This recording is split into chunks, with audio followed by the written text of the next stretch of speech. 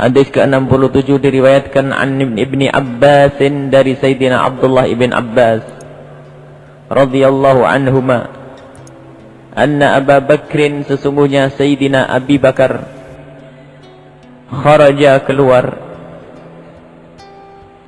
wadzalika, yang demikian itu, ba'da wafati, setelah meninggalnya Rasulullah sallallahu alaihi wasallam. Wa Umar yukallimun nasa, dan Sayyidina Umar yukallimun nasa, tengah berbicara dengan orang-orang. Faqala, Sayyidina Abu Bakar berkata, ijlis, duduk wahai Umar. Fa'aba, rupanya enggan Sayyidina Umar untuk duduk. Lalu Sayyidina Abu Bakar fatasyahhada, kemudian Sayyidina Abu Bakar memulai khutbah beliau dengan mengucapkan kalimat syahadat. Fatasyahhada, dan bersyahadat Sayyidina Abu Bakar. Fatasyahhada, dan maka bersyahadatlah, mengucapkan syahadat siapa? Abu Bakrin, Abu Bakar. Setelah itu famala, maka cenderung, maksudnya berpindahlah, ilaihi, kepada Sayyidina Abu Bakar, an-nasu, orang-orang yang semula mendengar Sayyidina Umar ibn Khattab, akhirnya alih berpindah kepada Sayyidina Abi Bakar As-Siddiq radhiyallahu anhum. Wa taraku Umar, para sahabat meninggalkan Sayyidina Umar ibn Khattab radhiyallahu anhu. Faqala, kemudian Sayyidina Abu Bakar melanjutkan pembicaraan beliau, amma ba'du, dan setelah muqaddimah yang aku sampaikan, faman kana, faman siapapun, kana ada, minkum dari kalian, ya'budu Muhammadan, yang menyembah Muhammad sallallahu alaihi wasallam, fa inna Muhammadan qad mata, ketahuilah Nabi Muhammad sudah meninggal. Wa man kana ya'budullah, barang siapa yang menyembah Allah subhanahu wa ta'ala, fa inna Allah, sesungguhnya Allah itu hayyun, maha hidup, la yamutu, tidak mati. Qala Allah azza wa jalla, Allah berfirman. Qala Allah subhanahu wa ta'ala berfirman, azza, maha mulia Allah, wa jalla, dan maha agung Allah. Wa ma Muhammadun, dan bukanlah Nabi Muhammad itu, illa rasulun, kecuali seorang utusan Allah. Maksudnya Nabi Muhammad adalah utusan Allah. Qad khalat min qablihi rusulu, telah datang, qad khalat, telah berlalu, min qablihi, sebelum Nabi Muhammad, ar-rusulu, utusan-utusan Allah. Sampai kepada firman Allah, ila, sampailah kepada asyakirin. Jadi itu immata au qutilan qalabtum ala a'qabikum wa may yanqalib ala aqibaihi fala yadurrullaha syai'a wa sayajillahu syakirin. Al-Imran ayat 144 bisa dilihat. Wallahi, demi Allah, laka annan nasu, seolah-olah orang-orang, lam yakunu, mereka itu tidaklah, ya'lamuna, mengetahui, seolah-olah orang-orang di situ tidak pernah mengetahui, annallaha anzala hadhil ayat, annallaha, sesungguhnya Allah, anzala, menurunkan, hadhil ayata, ayat ini. Hatta talaha Abu Bakrin, sampai dibacakan oleh Sayyidina Abu Bakar As-Siddiq. Fatalaqaha, kemudian diambillah ayat tersebut oleh an-nasu, manusia yang di situ, yakni para sahabat, minhu, dari Sayyidina Abu Bakar. Falam yasma' basyarun, tidak mendengar satu orang pun, illa yatruha, kecuali akhirnya mengucapkan ayat tersebut. Ini ceritanya waktu Rasulullah sallallahu alaihi wasallam kembali kepada Allah. Sayyidina Umar mengetahui lebih dulu daripada Rasulullah. Sayyidina Umar melihat, dan ternyata di saat melihat, rasa cinta yang menguasai hati Sayyidina Umar itu menjadikan lemah Sayyidina Umar, sehingga akal dan hafalan beliau hilang. sampai Sayyidina Umar keluar dari rumah Rasulullah SAW menghunuskan pedangnya karena begitu khawatirnya umat ini berantakan, umat ini pecah, dan begitu cintanya dengan Rasulullah. Sayyidina Umar mengangkat pedang yang mengatakan Muhammad meninggal akan aku penggal lehernya, yang mengatakan Muhammad meninggal akan aku penggal lehernya, dengan suara yang lantang. Di saat seperti itu Sayyidina Abu Bakar As-Siddiq keluar. Keluarnya Sayyidina Abu Bakar As-Siddiq berkhutbah tadi, dan setelah berkhutbah dan di dalam khutbah menyinggung satu ayat yang turun waktu perang Uhud. Jadi waktu perang Uhud itu ada cerita bahwa saat itu ada satu orang bisa melukai kepala suci Rasulullah SAW sampai terbelah dan darahnya keluar mengucur. Dan ini ada cerita Uhud, ini luar biasa dahsyat. Sayyidina Rasulullah waktu di perang Uhud keluar darah, dan bersama darahnya Rasulullah inilah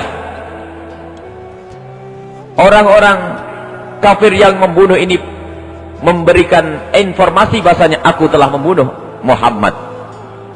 Dan memang waktu itu Nabi Muhammad merasakan sakit yang sangat, dan saat itu dirawat oleh Sayyidat Fatimah Az-Zahra, diusap dengan baju beliau dan diperban dengan robekan baju beliau dalam riwayat oleh Sayyidat Fatimah Az-Zahra, yang kami di sana ada yang memberikan petunjuk bahwasanya tempat Rasulullah dirawat oleh Sayyidat Fatimah Az-Zahra itu dirubah menjadi masjid, dihormati, dimuliakan.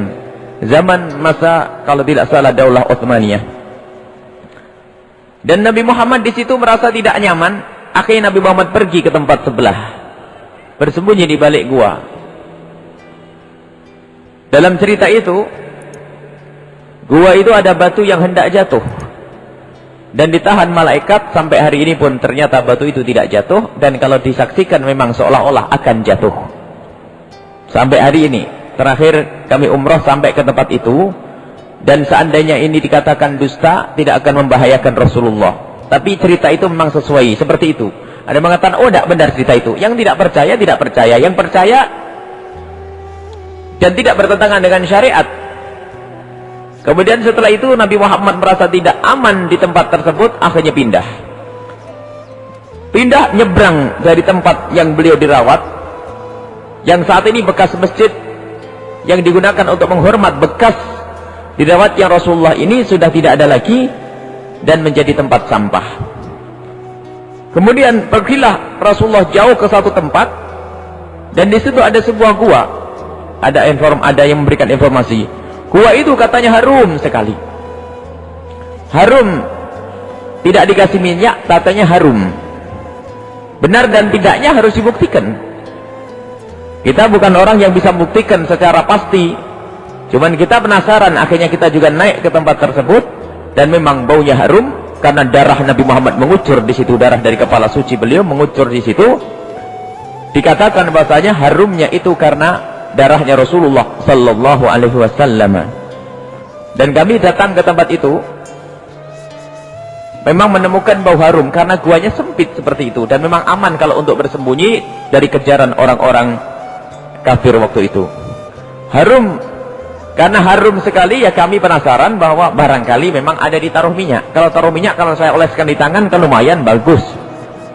Kami coba-coba tempat-tempat yang sekiranya mungkin disirami minyak kami ambil. Karena tempatnya agak remang-remang ya, kami ambil begitu saja. Rupanya sampai di luar saya buka, ternyata itu kotoran kambing. Subhanallah. Jadi mungkin sekali, dan itu adalah mungkin harum darahnya Rasulullah sallallahu alaihi wasallam. Hanya ada sebagian orang yang mengatakan syirik, sehingga perlu ditutup dengan kotoran kambing. Tapi kotoran kambing tidak merubah harumnya tempat tersebut sampai hari ini. Dan bisa disaksikan kalau ke Uhud, ke tempat ini, dan memang harum sekali saat itu. Belum lama baru waktu ini ada, tapi tidak semua orang tahu yang demikian ini, karena ini bukan masuk program wisata rohani bagi orang yang lagi umroh. Jadi memang harus tempat-tempat khusus dengan petunjuk-petunjuk yang khusus. Dan seperti itu. Bahkan ada beberapa tempat yang Masya Allah, tempat air satu sumur yang pernah diludahi oleh Rasulullah sallallahu alaihi wasallam, yang sumur itu adalah sangat asin. Di Affan sana ada sumur asin sekali. Waktu itu para sahabat Nabi ingin meminumnya, tidak bisa. Akhirnya waktu itu diludahi oleh Rasulullah SAW menjadi sumur yang sangat tawar. Sampai hari ini sumur itu tawar. Lagi-lagi tempat ini juga jarang diekspos, tetapi kita bisa masuk ke tempat itu. Dan memang air ini dinaikkan di tangki-tangkinya itu ada. Setelah kita minum, rasanya tidak enak. Gimana katanya air tawar begini? Mana air tawar katanya? Akhirnya Pak memanggil seorang juru kuncinya atau orang di daerah situ, dikasih duit untuk menimbakan langsung dari tempat itu pakai timba tradisional, pakai tali yang panjang dinaikkan begitu, dan rasanya memang masya Allah rasanya adalah tawar. Dan di situ tidak ada air tawar kecuali di tempat itu. Dan masih ada sampai hari ini di daerah Affan sana. Dan ini adalah kisah tadi masalah Uhud. Kita kembali. Nah, waktu Rasulullah seperti itu dalam keadaan terluka, sahabat-sahabat Nabi panik, porak-poranda pasukan itu karena pemimpinnya tidak ada, sehingga kekhawatiran mereka luar biasa. Lalu turunlah ayat ini, apa imma ta'uqutilan qalabtum ala aqabikum. Hai orang-orang yang telah beriman, apakah setelah Nabi Muhammad meninggal engkau akan berpaling, lari, meninggalkan Nabi Muhammad, keluar dari Islam? Kalau kalian berpaling, disebutkan ini. Ayat sebelumnya tadi apa bunyinya?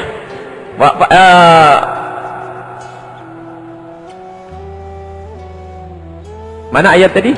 Wa ma Muhammadun illa rasulun qad khalat min qablihi rusul. Disebut ini turun ayat. Waktu para sahabat Nabi panik dan gundah, disebutkan ayat ini, turun ayat ini. Nabi Muhammad tidak lain adalah nabi yang sudah didahului oleh nabi-nabi. Dan ketahuilah, nabi-nabi terdahulu adalah juga mati. Kenapa kamu pusing kalau Nabi Muhammad meninggal? Nabi Muhammad juga sama dengan nabi yang lalu. Jadi Nabi Muhammad juga bisa meninggal agar kuat kembali. Jangan karena meninggalnya Nabi Muhammad kalian berpaling. Lah ayat ini pernah turun waktu perang Uhud. Dan dari perang Uhud sampai meninggalnya Nabi Muhammad itu jauh. Dan para sahabat Nabi menghafal ayat Al-Quran ini. Tapi di saat jatuh tempo waktu meninggalnya Rasulullah, tidak ada yang ingat. Karena panik begitu dikuasai oleh kecintaannya ke Rasulullah. Yang ada hanya tangis dan tangis-tangis. Sampai tidak bisa mengingat ayat Al-Quran tersebut. Sampai Sayyidina Umar yang sangat dekat dengan Rasulullah, dikuasai dengan emosi cintanya ke Rasulullah, marah. Siapa yang mengatakan Muhammad mati, akan aku penggal lehernya. Muhammad masih diangkat, nanti turun lagi. Keluar Sayyidina Abu Bakar As-Siddiq berkhutbah lalu mengingatkan ayat ini. Semua orang kaget, iya ya, kami menghafal ayat ini tapi kami lupa. Sehingga semua orang yang mendengar langsung spontan ngomong, wa ma Muhammadun illa rasulun qad khalat min qablihi rusul. Semuanya mengucapkan. Baru setelah itu reda semuanya. Dan kemudian Sayyidina Abu Bakar As-Siddiq langsung paham ini. Dengan meninggalnya Nabi Muhammad, takut waktu di perang Uhud saja Nabi Muhammad masih hidup, terpecah. Terpecah belah. Akhirnya Sayyidina Abu Bakar berpunya inisiatif dengan Sayyidina Umar dan yang lainnya untuk berkumpul dengan pembesar-pembesar untuk mengurus kelanjutan agama Nabi Muhammad SAW. Sehingga dengan bersegera dikukuhkan siapa pemimpin yang bakal memimpin setelah Rasulullah. Sebab kalau tidak ada pemimpin akan hancur. Dan itu juga wasiat dari Rasulullah, jangan sampai ada perkumpulan tidak ada pemimpinnya. Segera Sayyidina Abu Bakar As-Siddiq menyusun kepemimpinan ini. Sisi lain keluarga Rasulullah SAW, Sayyidina Ali dan yang lainnya merawat jenazah suci dan mulia, jenazahnya Rasulullah SAW sampai dikubur. Sehingga Sayyidina Abu Bakar dan Sayyidina Umar tidak sempat mengubur Rasulullah. Jangan dikatakan kok kelewatan benar Rasulullah meninggal tidak mengunjungi. Nah, ini ada sebagian orang yang benci kepada Sayyidina Abu Bakar As-Siddiq. Sayyidina Abu Bakar menjalankan perintah Rasulullah yang lebih hebat, jangan sampai terpecah belah. Kalau terlambat sedikit saja hancur itu. Wah, berantakan. Berarti Sayyidina Abu Bakar As-Siddiq adalah orang yang menyelamatkan. Karena orang panik, gundah bersama meninggalnya Rasulullah. Ada orang-orang munafik yang masuk ingin menghancurkan Islam. Oh, sekarang saja dipecah belah. Kalau seandainya Sayyidina Abu Bakar tidak mengambil inisiatif seperti itu, perpecahan akan lebih parah lagi. Maka ini ada sekelompok yang namanya kelompok yang anti Sayyidina Abu Bakar As-Siddiq, mencaci maki Sayyidina Abu Bakar As-Siddiq, mencaci Sayyidina Umar ibn Khattab. Ini adalah orang yang keblinger karena tidak paham. Bahkan mengatakan itu hanya siasat saja. Itu Umar itu sudah sekongkol dengan Abu Bakar. Masa orang marah sampai lama begitu? Abu Bakar kan datang dari rumahnya ke tempatnya Rasulullah. Masa Umar marah-marah begini nggak beres-beres? Itu pura-pura marah nunggu Abu Bakar datang. Memang orang kurang ajar, memfitnah. Sayyidina Abu Bakar adalah orang yang sangat dekat dengan Rasulullah sallallahu alaihi wasallam, dan Sayyidina Umar sangat dekat dengan Rasulullah, dan Sayyidina Abu Bakar mengambil satu keputusan untuk menggagas kekhalifahan. Muncullah khalifah yang kebetulan yang dipilih adalah Sayyidina Abu Bakar As-Siddiq. Jadi masalah kepemimpinan kekhalifahan itu tidak dengan nas. Nggak benar kalau masalah imamah kepemimpinan setelah Rasulullah itu dengan nas, tidak. Dan Sayyidina Abu Bakar As-Siddiq pun dikukuhkan jadi khalifah bukan karena nas, bukan ada teks dari Al-Quran atau hadis Nabi yang mengatakan kau Abu Bakar jadi pemimpin, tidak ada. Tapi itu adalah dengan syura, dengan bermusyawarah, sampai hari ini pun harus dilaksanakan. Jadi bukan nas. Ada sekelompok yang mengatakan nas, yang berhak menjadi pemimpin setelah itu adalah Imam Ali. Abu Bakar adalah pendusta dan perampas. Ini adalah nggak benar, syura. Dan Sayyidina Ali pun setelah Sayyidina Abu Bakar, zaman Sayyidina Umar termasuk Dewan Syura, dewan orang yang di dalamnya. Kemudian Sayyidina Utsman bin Affan pun demikian, Sayyidina Ali juga ada. Jangan sampai ada berkata Sayyidina Ali tidak membaiat. Anggap kalau Sayyidina Ali tidak membaiat kepada Sayyidina Abu Bakar As-Siddiq, bagaimana dengan Sayyidina Utsman? Apakah lemah Sayyidina Ali? Oh tidak, Sayyidina Ali adalah orang yang paling berani dan paling jago. Kalau ini benar ada wasiat untuk beliau, niscaya akan dilawan Sayyidina Abu Bakar As-Siddiq. Jadi jangan sampai kita tertipu dengan orang yang merendahkan Sayyidina Abu Bakar As-Siddiq gara-gara riwayat ini. Ini banyak nih. Ada orang masuk celah-celah ini, hati-hati. Sayyidina Abu Bakar adalah orang hebat, orang besar yang sangat dekat dengan Rasulullah. Jadi kalau ada sebuah buku kok mencaci Sayyidina Abu Bakar As-Siddiq, dan nanti buntutnya adalah mencaci Sayyidat Aisyah radhiyallahu anha dan seterusnya. Kemudian Sayyidina Umar dicaci, berikut Sayyidina Hafsah, Sayyidatuna Hafsah radhiyallahu anha. Ini adalah sekelompok akidah yang membahayakan dan mengerikan. Islam tidak mencaci. Bahkan sampai berlebih-lebihan itu, sampai dengan doa, di dalam doa Allahumma ansonai mai Quraisyin wa bintaihima, ya Allah laknatlah, kutuklah dua berhala Quraisy. Maksudnya Sayyidina Abu Bakar, Sayyidina Umar, wa bintaihima, dan kedua putrinya. Di dalam doa mengutuk. Ini musibah, ada sekelompok. Hati-hati yang demikian itu, jangan sampai terbawa kelompok yang mencaci Sayyidina Abu Bakar As-Siddiq. Nah ini dijelaskan bahwa orang-orang pada lupa, bukan Sayyidina Umar saja yang lupa, hampir semuanya lupa karena panik. Masa sebegitu? Masa orang panik kayak seperti itu? Orang yang tidak ngerti cinta kayak begitu.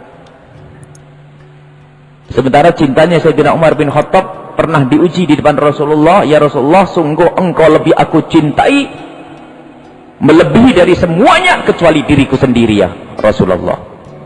Maksudnya ya Rasulullah, engkau lebih aku cintai dari bapakku, dari anakku, dari ini, tapi tidak melebihi dari aku. Aku masih cinta kepadaku. Dijawab, la ya Umar. Belum wahai Umar. La yu'minu ahadukum hatta akuna ahabba ilaihi min walidihi wa walidihi wan nasi ajmain wa nafsihi allati baina jambaihi. Hei Abu Umar, tidak akan sempurnanya iman seseorang kecuali aku lebih dicintai dari bapaknya, dari anaknya, dari manusia semua, dan dari dirinya sendiri. Lalu Sayyidina Umar mengatakan, sungguh engkau lebih aku cintai dari diriku sendiri wahai Rasulullah. Sekitar itu Rasulullah mengatakan, al-an ya Umar, sekarang baru sah cintamu. Lah ini orang yang punya cinta kayak begini, lah kok ada yang bingung, masa sampai cinta paniknya kayak begitu? Ente tidak ngerti cinta kepada Rasulullah. Ini Sayyidina Umar lebih tahu tentang cinta Rasulullah. Ada orang cinta sama anaknya, meninggal saja ada yang pingsan, ada atau tidak? Ada seorang istri suaminya meninggal pingsan, ada. Sayyidina Umar tidak sampai pingsan. Pingsan itu lebih daripada hilang akal, hilang kesadarannya. Mungkin bahasa cinta. Kalau orang tidak ngerti cinta ya tidak bisa ngomong. Orang tidak ngerasa, tidak pernah minum makan madu, diceritai madu, nggak bisa. Dia nggak ngerti cinta Rasulullah. Mau diajak bicara cinta Rasulullah yang nggak bisa. Wong dia orang paling benci Rasulullah. Bahasanya cinta ahli bait, cinta Rasulullah. Cinta ahli bait duk perasaan. Ini Sayyidina Umar sangat mencintai. Di saat Nabi Muhammad meninggal panik. Tidak, Nabi Muhammad tidak meninggal. Yang digambarkan apa? Bagaimana umat ini nanti hancur. Sehingga mengatakan, yang mengatakan Muhammad meninggal akan aku penggal lehernya. Panik ini. Jangan diterjemahkan dengan bahasa sederhana seperti yang meninggal tetangga kita atau orang biasa. Bukan Pak ini, bukan. Yang meninggal adalah orang yang paling dicintai oleh Sayyidina Umar bin Khattab, melebihi daripada istrinya dan anaknya yang paling disayangi, melebihi dari dirinya sendiri. Wajar. Ini bahasanya bukan bahasa cinta. Wah itu aja kok sampai begitu. Iya, ente tidak punya cinta ke Rasulullah. Meninggalnya kamu tertawa, meninggalnya kamu nyantai. Nah ini Sayyidina Umar bin Khattab. Tolong, ini adalah untuk menolak tuduhan-tuduhan dari sekelompok kaum muslimin yang tuduhan sekelompok kepada kaum muslimin yang mencintai Sayyidina Abu Bakar As-Siddiq. Ada sekelompok dari kaum menuduh kaum muslimin, mengatakan seperti itu, Abu Bakar pendusta, dia tuh berdua itu sudah sekongkol untuk berebut kepemimpinan Rasulullah sallallahu alaihi wasallam. Ini adalah dusta. Jadi kelompok ini sering disebut adalah kelompok Syiah Itsna Asyariyah Imamiyah. Tolong hati-hati dengan yang demikian ini kalau sudah ini, karena kemarin ini ada lagi buku nyampe ke tempat kami, lagi-lagi dicetak di Indonesia. Buku itu adalah ternyata juga cacian kepada Sayyidina Abu Bakar dan Sayyidina Umar bin Khattab. Lah kalau memang kelompok ini tidak mencaci maki, jangan boleh dong terbit. Sementara buku ini diterbitkan oleh sebuah percetakan yang di situ orang pada tahu. Berarti terbitnya ini tidak mungkin lolos salah cetak, nggak ada. Pasti sudah direncanakan. Ini begitu. Makanya kami hadirkan di sini kebetulan sekali karena beberapa waktu yang lalu ada sebuah buku dicetak, kami tidak usah menyebut penerbitnya dan sebagainya, nanti malam perkenalkan, kalau ingin tahu kitabnya bawa aja nanti. Jadi sebuah buku ternyata di situ sudah berani merendahkan Sayyidina Abu Bakar, Sayyidina Umar bin Khattab, termasuk salah satunya adalah berkenaan dengan riwayat ini. Yang mencetak adalah sebuah percetakan yang masyhur di Indonesia, dan artinya cetakan kitab itu bukan tidak disengaja disebarkan ke orang lain. Ini musibah, jadi fitnah. Makanya kami harus menjelaskan yang demikian ini untuk menjaga akidah kita ahli sunnati wal jamaati. Jadi pemimpin yang benar setelah Rasulullah adalah Sayyidina Abu Bakar As-Siddiq, Sayyidina Umar bin Khattab, Sayyidina Utsman bin Affan, Sayyidina Ali karramallahu wajhah. Itu adalah khulafa ar-rasyidun. Baik, ini saja insyaallah. Kemudian di sini bisa diambil hikmah yang lain lagi, bahwa orang itu mungkin saja biarpun dia sudah menghafal satu ilmu, lupa suatu ketika. Makanya kita tidak boleh sombong dengan kecerdasan dan kepandaian kita, sehingga kalau diingatkan orang nggak mau. Orang bisa lupa, ini ngapal Al-Quran lupa. Sayyidina Umar hafal Al-Quran tapi lupa. Dan memang sering kita seperti itu. Kita ngerti, kita pernah belajar, sehingga waktu diingatkan orang, iya saya di pondok dulu baca, tapi kok tidak ingat sama sekali. Makanya jangan merasa paling hebat, wah ini semuanya saya tahu. Enggak, pasti ada yang terlupakan. Sayyidina Umar bin Khattab pun masih lupa di saat ada kejadian yang dahsyat, yaitu bersama meninggalnya Rasulullah sallallahu alaihi wasallam. Asal tahu saja, bersama meninggalnya Rasulullah itu ternyata menjadi hidup hati-hati yang mati. Jadi meninggalnya Rasulullah tidak menjadikan mati. Banyak hati yang mati menjadi hidup. Yang dulu tidak pernah menangis jadi menangis, yang tidak pernah rindu menjadi rindu. Akhirnya orang yang mula-mula tidak pernah kangen kepada Rasulullah, hanya iman-iman saja, ternyata banyak para sahabat Nabi yang setelah masuk Islam tidak pernah ketemu Rasulullah kecuali waktu masuk Islam. Setelah itu tidak ketemu Rasulullah tapi Islam. Setelah meninggal Rasulullah yang ada tangis. Jadi benar, meninggalnya Rasulullah itu ternyata menghidupkan hati-hati yang mati.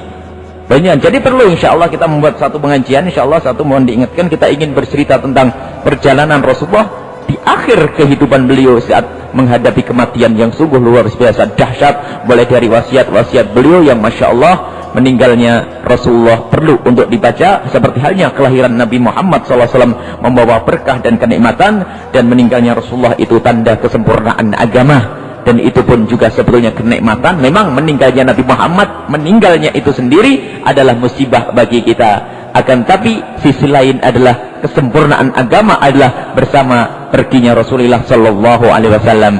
Dan memang di dunia kita menjalani hidup perjuangan yang panjang, tapi akhirnya nanti pertemuan dengan Rasulullah itulah impian yang sangat dinanti-nanti oleh orang yang cinta kepada Rasulullah Sallallahu Alaihi Wasallam. Kemudian di sisi lain, ini saja insyaallah yang bisa kami sampaikan dari penjelasan tentang hadis yang ke-67 dari Mukhtasarnya Ibn Abi Jamrah.